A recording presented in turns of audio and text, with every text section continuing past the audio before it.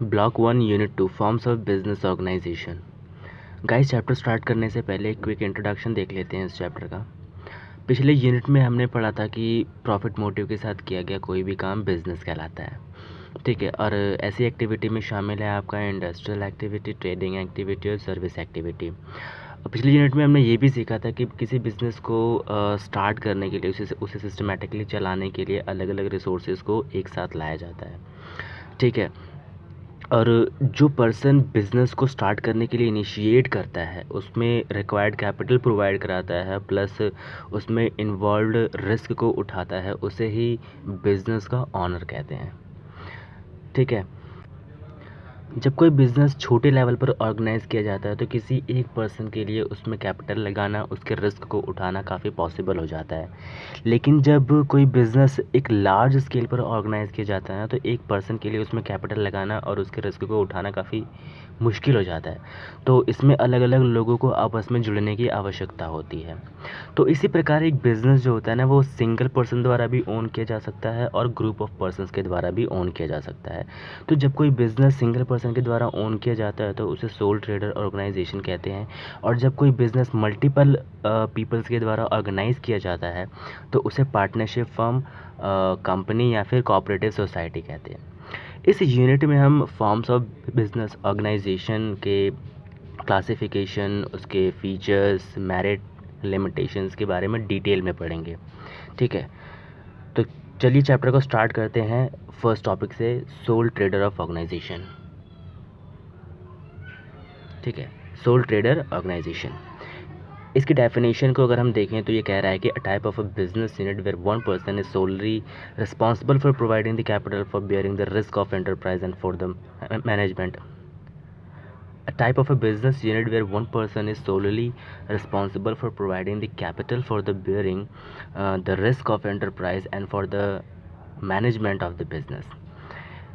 इसका मतलब है कि ये एक तरह का बिजनेस यूनिट है जहाँ पर बिजनेस में कैपिटल लगाना, रिस्क को उठाना, बिजनेस का मैनेजमेंट, इन सब कामों के लिए सिर्फ एक पर्सन ही रिस्पॉन्सिबल होता है।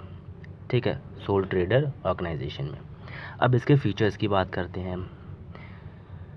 फर्स्ट फीचर है इसका वन मैन ऑनरशिप, मतलब कि बिजनेस का मालिक सिर्फ एक पर्सन होता है। ठीक है, the ownership lie with one person only, सिर्फ एक ही पर्सन बिजनेस का ऑनर होता है। There is no associate or partner, यहाँ पे कोई पार्टनर नहीं है। तो he invest his own money or borrow from friends and relatives.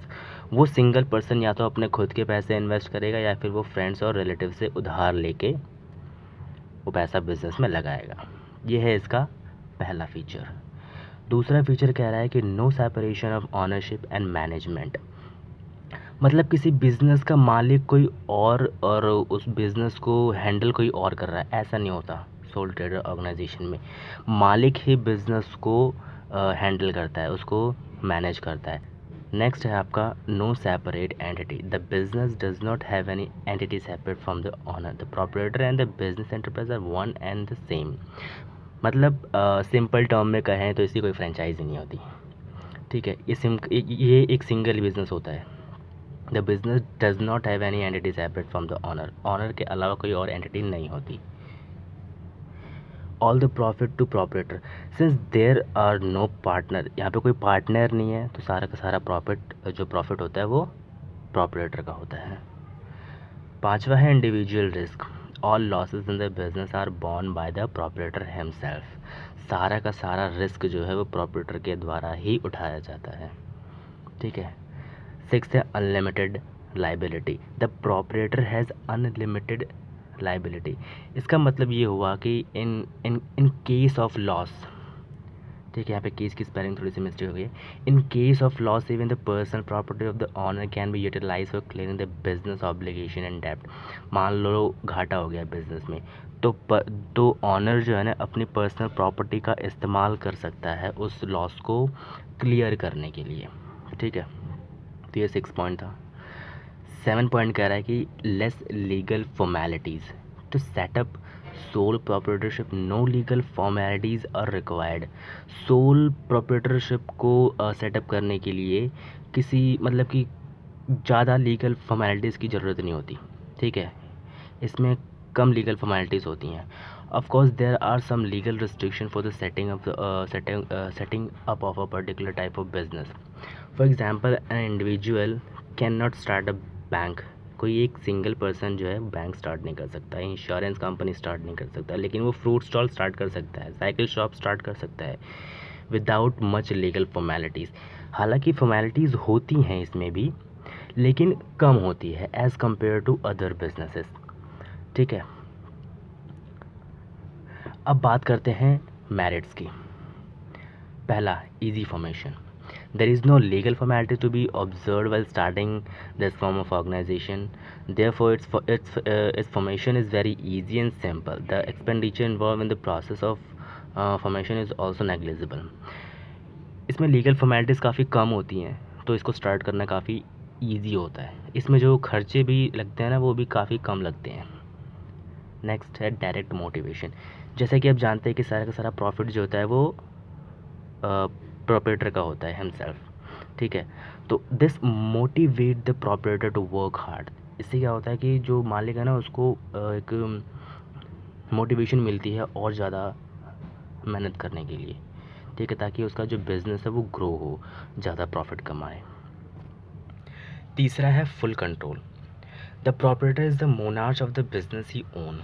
जो बिज़नेस प्रोपरेटर ओन कर रहा है वो उसका राजा होता है, ठीक है.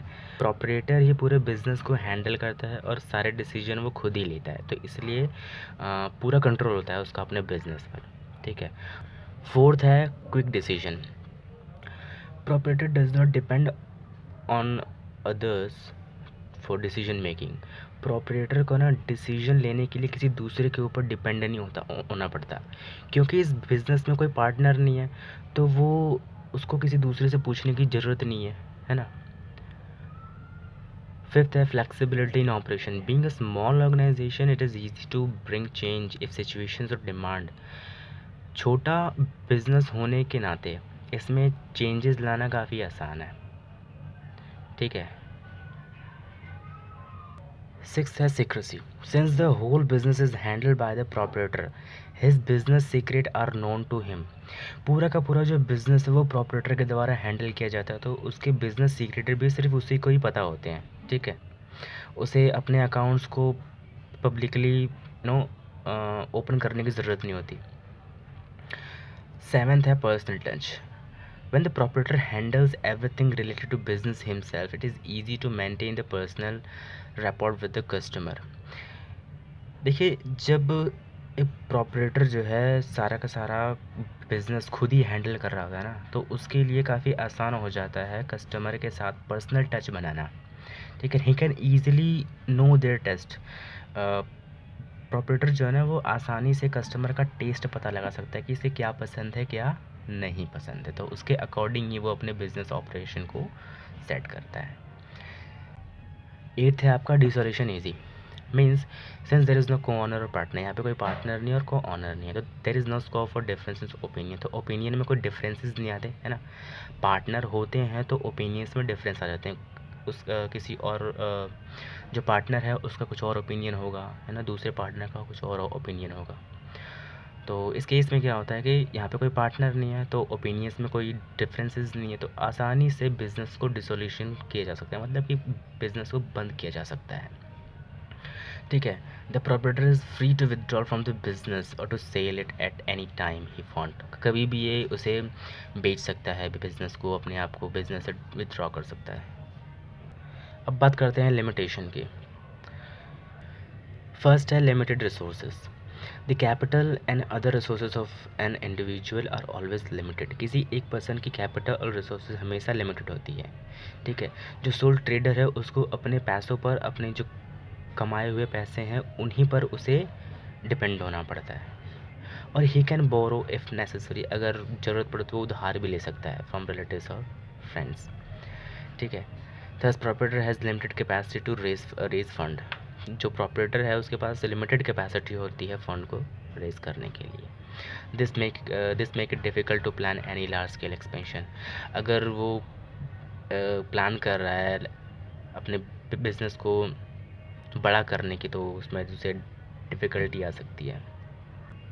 सेकंड है limited managerial capability. In the modern business, knowledge and skill in various fields like production, finance, marketing, etc. are required. आजकल के जो बिज़नेस है उसमें प्रोडक्शंस के बारे में पता होना चाहिए, फाइनेंस के बारे में पता होना चाहिए, जो और मार्केटिंग के बारे में आपको पता होना चाहिए, ठीक है। इन सब से रिलेटेड आपको आपके पास स्किल होनी चाहिए, नॉलेज होनी चाहिए।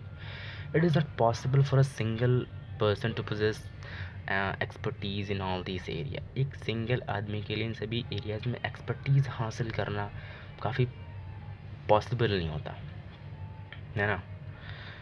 तो ये था। अब है third, no not suitable for large scale operation since the resources of sole trader is limited.